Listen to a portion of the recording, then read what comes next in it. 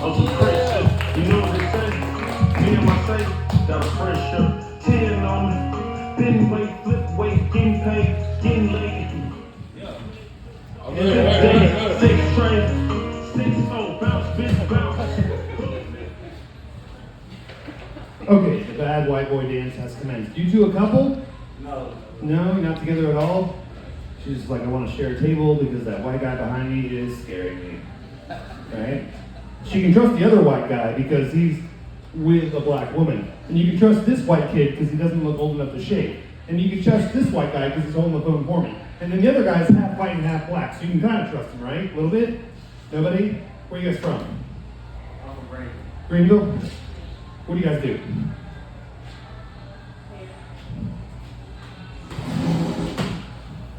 Oh boy. For a living, what do you do? I'm literally stripping for $0 here. Trying to make you laugh. I want to reach inside and tickle your inner giggle maker with a feather made of words. Because you're like, homie, please, it's my boy, hilarious AF, right? I know you ain't posting this on TikTok or nothing. What do you do? For a living, please. I'm a service plumber. I touch poop for money. You know what plumbers have in common with strippers?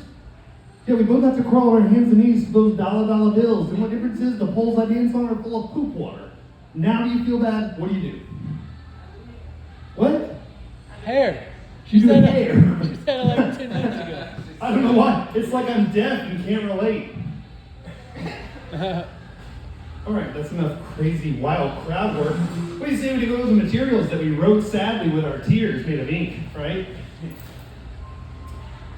Aaron over here, youngest kid in the room. I literally have shoes older than this cracker. You know what I'm saying? I'm not even kidding. In the wedding of 1999, I still have those shoes from my aunt's wedding. She got married. 10 years later, the dude died. The dude's been dead for 15 years. I still have the shoes, those shoes, older than that kid.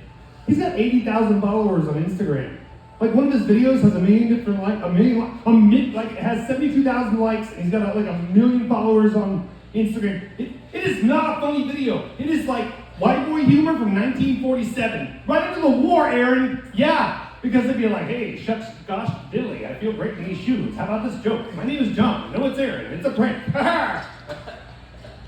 You see how I just took your shit and made it into funnier shit, where I made comics and audience members who don't know me or trust me for good reason laugh, right?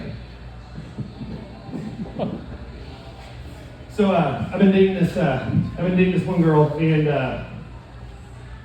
I told her I don't like head games right out the gate, right? And the other day she tells me, she goes, I'm gonna start gaslighting you. And I was like, you're gonna start gaslighting me? She goes, I didn't say that. Don't put words in my mouth. You wanna start an argument, right? And so I leaned into it, of course. I'm like, yeah, let's start an argument. 4-hour argument. I won that argument, and I did my victory lap on the couch. Let me tell you, you know how that victory lap goes? Woo! You got no punani and you're sleeping on a reclining couch. That is not comfortable. It advertises as comfortable. It's not comfortable, and it is not worth the price. For other people, I got mine for free. Hand-me-downs, right? Couches for free. Hashtag free furniture. Jack is in the house. I am a bald man, obviously, and I live vicariously through his hair. He used to have long, gorgeous, flowing hair down to here. Paris loved it. Paris didn't text me. Jack didn't text me and be like, hey, can we have permission from the bald community to have your blessing to cut this long hair that you may or may not vicariously be living through because you need validation and you were one of 8 kids and you were hugged enough? Huh? These black people are hard to crack, Jack. What do I do? See, that was funny. Hey. He asking a white guy for advice who's dating a black chick how to make other black people that I don't know laugh. Comedy gold! So anyways, after the 4-hour argument, you kind of make up and you think that makeup punani is going to be fantastic. It's overrated. So we're in bed together and she goes through one of those things in her head, like where a woman will be like, hey, here's a thought I found way up here. I'm going to take it down here and smack you in the face with it, right? Like that whole, if I, didn't have any arms or any legs, would you love me? Or if I was a quadriplegic, would you wipe my butt and feed me food, hopefully washing your hands in between? Like, would you love me? Yes, it's a trap. Gentlemen, this guy, you guys know it's a trap, right? It's an emotional trap. You have to say yes. Right. So I'm like trying to go to sleep. She lets it linger. And let me tell you something. Time out for a cup. Not enough air, too much food. Anyways, men, you guys know this pause. Ladies will give you that 90 seconds where those hamster wheels are running and turning gears, and then boom, they smack it with you, right? They smack you with it, right? So I am borderline asleep. Like I am this close to the dream world where somehow I can fly naked and funny in front of crowds of 12 people or less. Thank you for laughing at that one. So anyways, she wakes me up almost like I'm half asleep, half awake. She wakes me up with this bit. She goes,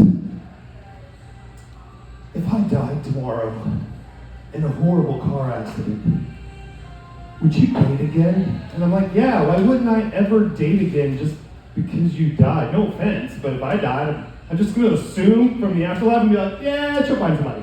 You know, right? Right? Like equal thoughts, right? And so she pauses for a minute and she goes, wait, if you're going to date again, would she live in this house with you where we bonded and had special moments? And I'm like, yeah, well, of course, I'm not going to cut the lease because you died, right? Okay, I got stipulations and credit to worry about. Whiteness. So then she waits another second and she comes back and she goes, wait, would she sleep on my side of the bed? I'm like, yeah, I'm not going to move farther from the bathroom just because you passed away accidentally in a car accident. And she's pissed and gives me the whole full 90-second pause again. And then she comes back and she goes, wait, would she use my golf clubs? And I'm like, no! She's left-handed. You play golf? I don't. Attention for people who do not know that a comedy show is going on where a crazy-ass cracker is going to stand on a table to try to make people laugh. These are jokes.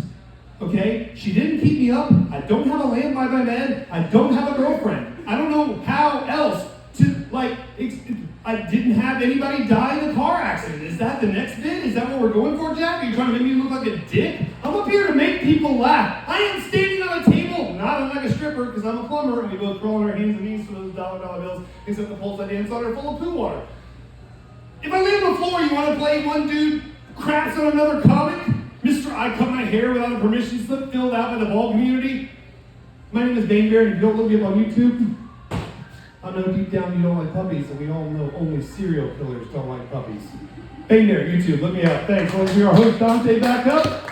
Yeah. For the ha-has and ba-bas open mic, I hope you guys come back and visit us every Tuesday.